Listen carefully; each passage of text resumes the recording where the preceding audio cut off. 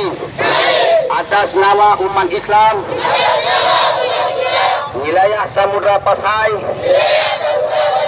Nanggro Aceh Darussalam menyatakan sangat tersinggung dan sangat marah dengan pernyataan Menteri Agama Yakut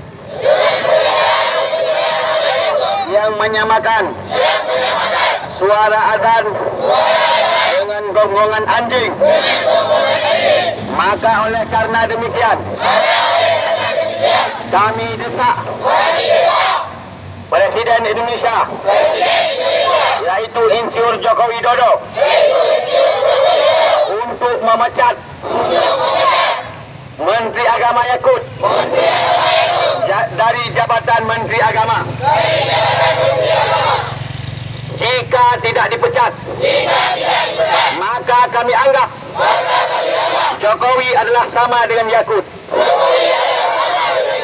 Yakut adalah musuh kami. Jokowi juga musuh kami. Jika Yakut tidak dipecat dari jabatan Menteri Agama. Kemudian kami desak Kapolri, Bapak Kapolri untuk segera menangkap Menteri Agama Yakut agar diproses secara hukum yang berlaku di Indonesia.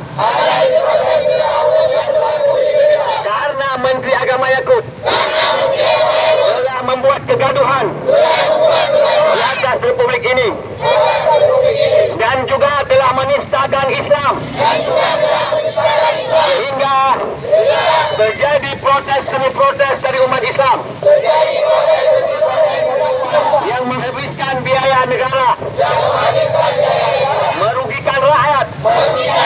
Maka oleh karena demikian kami mohon kebijaksanaan Bapak Kapolri untuk segera menangkap Menteri Agama Yakut.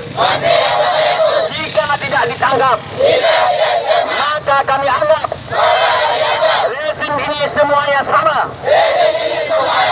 Artinya semua mereka mendukung menistakan Islam.